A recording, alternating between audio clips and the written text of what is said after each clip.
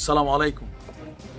আগামী জাতীয় সংসদ নির্বাচনে গত 53 বছরের একটা ট্রেডিশন আছে যে ভোটের কেন্দ্রে কার জবরদখল শক্তি বেশি, কার এজেন্ট বেশি, ভোটকে বেশি চাপতে পারে। তারপর হচ্ছে রেজাল্টের ইস্যুটাও রিটার্নিং অফিসার পর্যন্ত কে কতটুকু প্রভাব বিস্তার করতে পারে। বাট আমরা আশা করছি এবারের নির্বাচনটা হবে ভিন্ন রকম।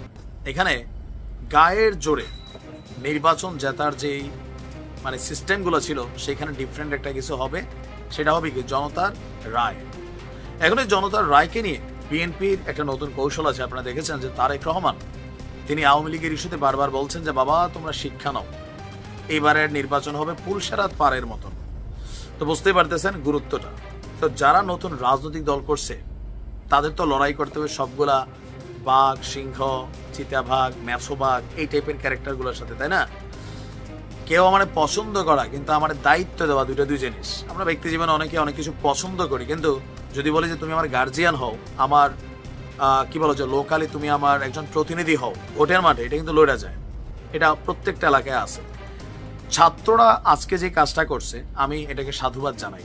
এটা থেকে আমি মনে করি আওয়ামী লীগ, বিএনপি, জামাত হয়তো কিছু অংশ করে, তারপরেও এটা বৃহত্তর আকারে করার জন্য, ভোটের মাঠের জন্য হোক, জনগণের সেবার উদ্দেশ্যে করে এই জাতীয় নাগরিক পার্টি সুন্দর একটা উদ্যোগ নিয়েছে। উদ্যোগটা হচ্ছে এই মুহূর্তে যে বাজারের সিন্ডিকেট ডক্টর ইউনূসের সরকার এটাকে ভাঙতে কিন্তু টোটালি ব্যর্থ হয়েছে। বাজারে এখন সোয়াবিন তেল নাই। তো এই যে বিভিন্ন জিনিসের ঊর্ধ্ব মূল্য, সবকিছুতে জাতীয় জীবন, নাগরিক জীবন বিপর্যস্ত। এই মুহূর্তে মানুষের সবচেয়ে প্রধান চাহিদা ভাই সংস্কারের মাইকা বাপ। আলু আমি কম দামে কিনতে চাই, তেলটা গায়ের মূল্যে চাই, বাজারে আলু ছোলা যাই আছে ন্যায্য মূল্যে চাই, লেবুর দামটা কমে চাই রমজান মাস, তরমুজ আমি পিস হিসাবে কিনতে চাই, কেজিতে না। এই যে সিস্টেমটার জন্য ছাত্ররা নতুন একটা উদ্যোগ নিয়ে কাজ করতেছে, সেটা হচ্ছে রাজধানীতে বাজার সিন্ডিকেট নিয়ন্ত্রণে বিনা লাভে কেনা মূল্যেই নিত্যপণ্য বিক্রির উদ্যোগ নিয়েছে জাতীয় নাগরিক পার্টির এনসিপির সদস্যরা। ব্যতিক্রমী এই উদ্যোগে পাইকারি দামেই বিক্রি হচ্ছে নানা পণ্য। আজকে আমরা দেখছি যে রাজধানীর বিভিন্ন এলাকায় জাতীয় নাগরিক পার্টির আয়োজনে এই কার্যক্রম চালু করেছে দলীয় নেতাকর্মীরা, যেখানে ন্যায্য মূল্যে পণ্য কিনতে পারবে সাধারণ মানুষ।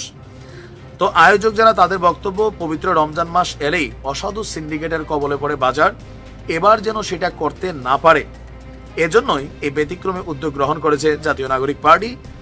আর অসাধু ব্যবসায়ীদের সিন্ডিকেট ভাঙতে ও বাজারে সাধারণ ক্রেতাদের মধ্যে স্বস্তি ফেরাতে বিনা লাভে পণ্য বিক্রির এই উদ্যোগ গ্রহণ করেছে।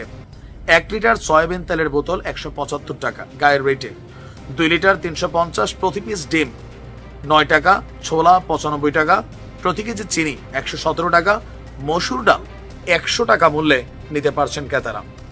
তো বিনা লাভে মানুষের কাছে পণ্য বিক্রি করে তাদের বক্তব্য যে বেশ সাড়া মিলেছে। ঈদের আগ পর্যন্ত জনগণের সুবিধার্থে তারা তাদের এই কর্মকাণ্ডগুলো চালাবে।